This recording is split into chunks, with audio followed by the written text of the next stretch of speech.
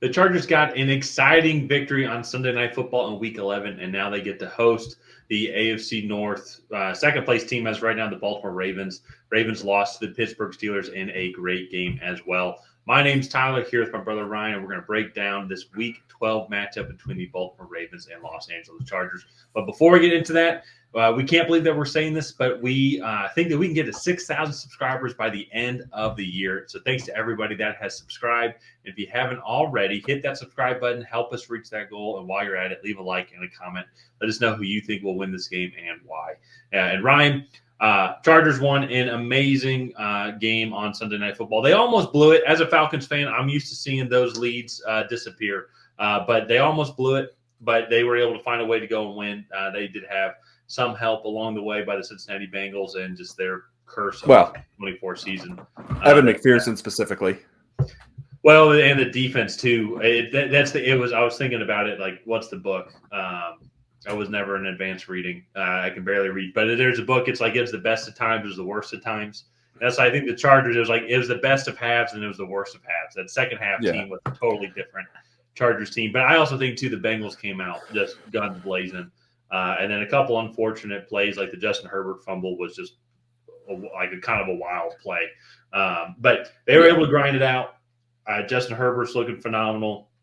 They're, I think, on paper coming in the season, the big question for the Chargers team was like, how are they going to have a good offense with these weapons that they have? And I think Justin Herbert's playing at an absolute elite level, but also two guys are rising to the occasion. Ladd McConkey, who we were talking about, he looks like a backyard football character as well. The helmet looks too big for his head, but he's super good. Quentin Johnston, he's developing as well.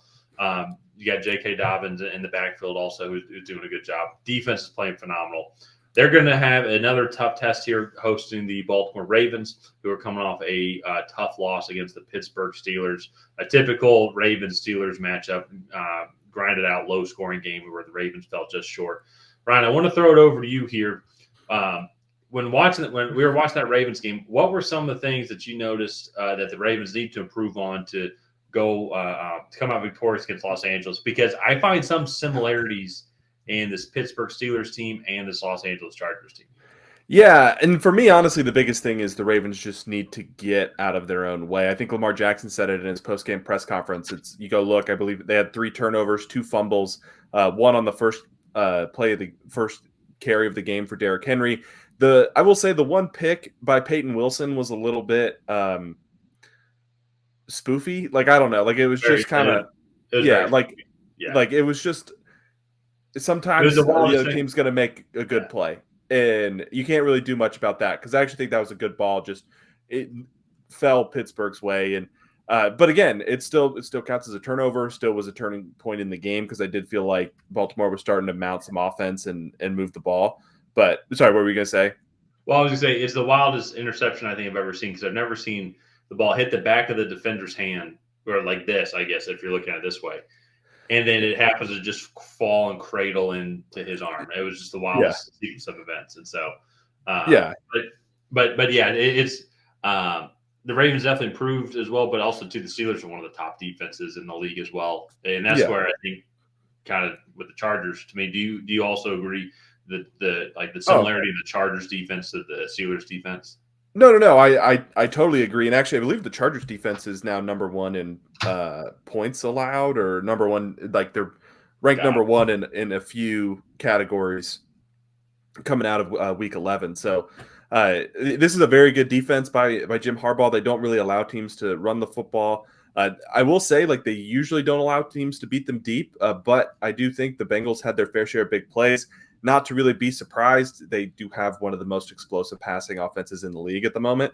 And so, like, that's sometimes the other team is just going to make good plays. And I think that was a product of that. The Ravens don't have that true down the field passing attack like the Bengals do with T. Higgins, Jamar Chase, where they more try to beat you with efficiency and kind of make you have to defend every blade of grass, like, horizontally, and then have Derrick Henry and Lamar Jackson kind of gash you for big chunk plays here and there. So I think this is a really interesting matchup. It's going to have pretty big playoff implications going forward, and it's going to be a fun one to watch. Well, and to that point, exactly on the playoff implications, as of right now, the Chargers are the 5th seed and the Ravens are the 6th seed as of right Yeah. now. And so there's a couple teams still kind of creeping up. It's AFC's not nearly as much depth or as competitive when it comes to wild card spots. Both of these teams, especially now with the Chargers victory, should I think make the playoffs unless there's just an epic collapse. But we'll have to wait and see. But I think too, this Chargers defense, they're currently, when it comes to yards allowed, currently 11th in total yards allowed, 12th in passing yards allowed, 10th in rushing yards allowed, and then they're 5th in sacks. That 5th in sacks, I think, is going to be interesting in this matchup because Lamar Jackson is the master when it comes to evading sacks. So, Yeah. how the Chargers defense is I think you hit the nail on the head first. How are they going to contain all facets of the Baltimore running offense? It's when it comes to Derrick Henry running right through them. But at the same time, then too, how are they going to contain Lamar Jackson to where they can avoid his scrambling capabilities? I think that's a good point as well too. Is with Jamar Chase and T Higgins, like, and we feel like they can beat them deep. They did beat the Chargers deep.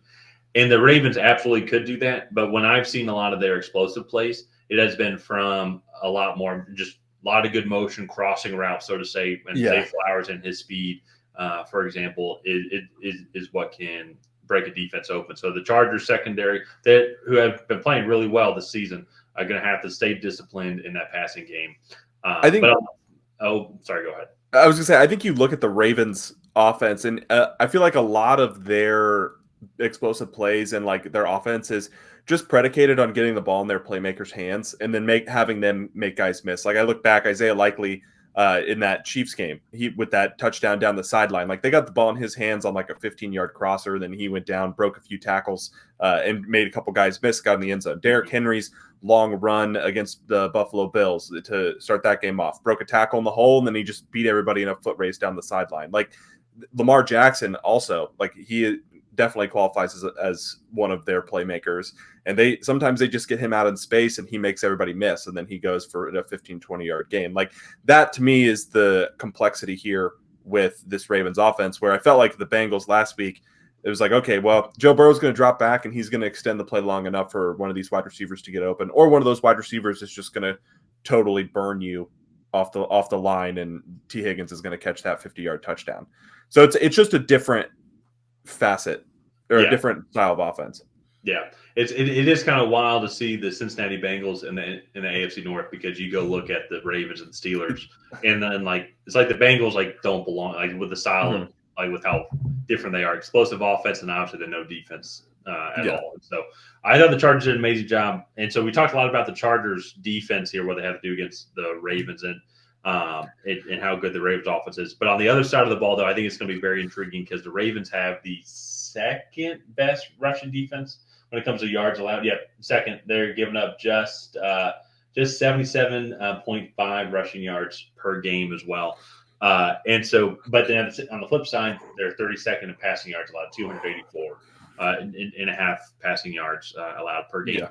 I've kind of defended the Ravens a little bit, especially early on in the season, because they had so many leads and their secondary has given up a lot of yards.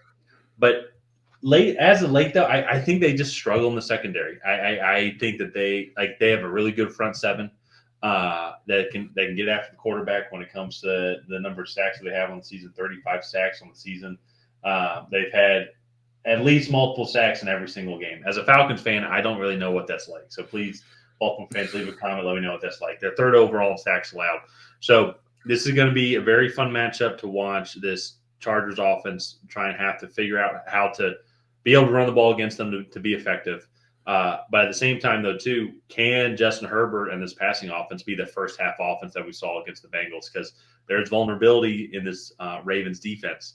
And Kyle Hamilton has been a little banged up as well. I know he played, but I think he got banged up. Roquan Smith, he hurt his hamstring as well in this last game, so he'll have to monitor his status overall.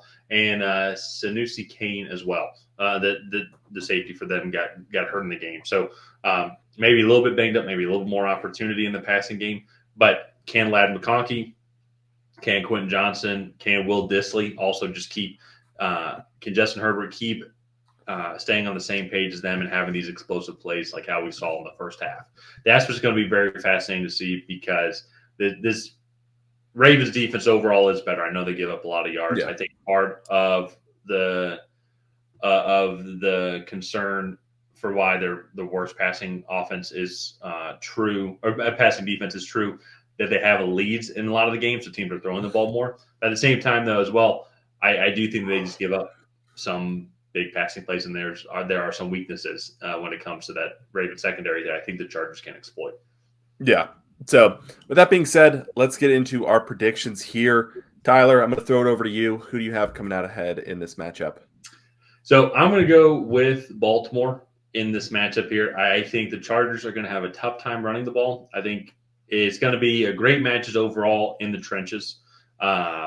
But I do think that the Ravens defensive line is going to do a little bit better, I think, than the Chargers offensive line. I think the Ravens offensive line and the Chargers defensive line, I think, are going to be pretty mutual overall throughout an entire bout. And I also think, too, Lamar Jackson, I think, is going to be the X factor when it comes to that matchup. And so I think the Chargers are going to have a tough time running the ball. And I think Justin Herbert and this passing offense is going to have to be what it was like in the first half of the Sunday Night Football game for the entire 60 minutes. And I just don't know if they can do that. We did see them drop off clearly in the second half against this Bengals defense, which is significantly lesser than the Ravens defense overall.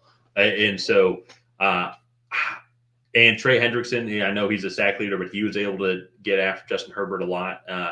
And I think it's going to be a big test for Rashawn Slater and Joe Alt as well, who are playing really well this season, but it's going to be another big test for them. And I think the Ravens are just going to be able to pull this one out in the Harbaugh Bowl. Okay. I'm going to go with the Chargers here. One, I think we need some disagreements, but two, I do think that the efficiency in the passing game for the Chargers could be something to really be frightened by if you're the Ravens. I think they can really attack that secondary and expose that weakness. Absolutely. And this is a good pass rush.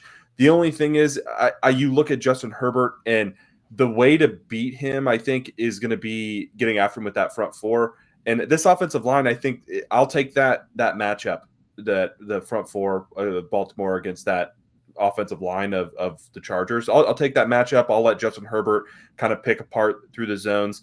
And then to me, I think they're going to have to pass the ball to run in this game. But I feel like once they can get Baltimore on their heels, I feel like this is a team that can definitely be exploited. I don't necessarily feel this way about the Chargers. I don't trust the Ravens to be able to put this game away. And I feel like if you're going to give a quarterback like Justin Herbert the opportunity to come back and win like the Bengals did in this past week, I feel like that's going to be a recipe for disaster in this matchup. So I don't necessarily think the Chargers will be able to put this game away either, because we saw them give up a 27-6 lead literally last night or two nights ago by the time this is released. So I think it'll be interesting. It'll be a really close game, and I'm looking forward to it.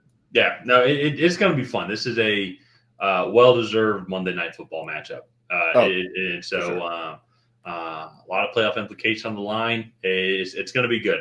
It's going to be a lot of fun. Oh, yeah. So let's go ahead. Let's wrap this one up here. If you guys have not already, please go ahead and like and subscribe. It is the best way to help out the channel. While you're down there, go ahead and leave a comment on who you think is going to come out ahead. Will it be the Baltimore Ravens? Will it be the Los Angeles Chargers? And other than that, we'll see you guys next time.